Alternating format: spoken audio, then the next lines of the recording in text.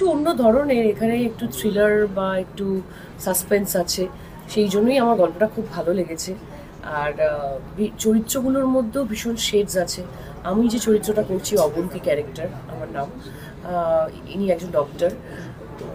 একটা ব্যাপার আছে এই গল্পটাতে, আমি বলতে চাই না এখন, সেই মানে কি বলবো, এক্সাইটমেন্টটা চলে যাবে।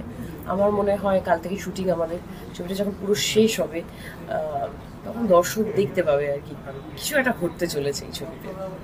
চরিত্র নিয়ে তো বেশি কিছু অবশ্যই মহারাতে এসে জিজ্ঞেস করবোই না, কিন্তু তবুও যদি জিজ্ঞেস করতে হয়, যতটুকু তুমি পড়েছো, যতটুকু তুমি তোমার মতো করে বুঝেছো, শ্রাবন্তীকে ছাপিয়ে কি কোথাও চরিত্রটা একটু অন্যরকম হয়ে যাচ্ছে?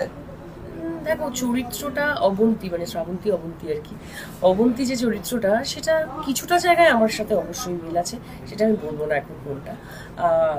কারণ ভীষণ সিম্পল একটা ক্যারেক্টার।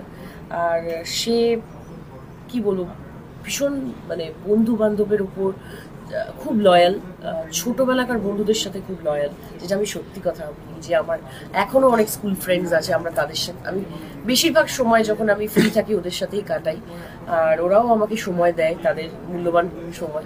তো এই ধরনের লয়্যালটির একটা ব্যাপার আছে এখানে।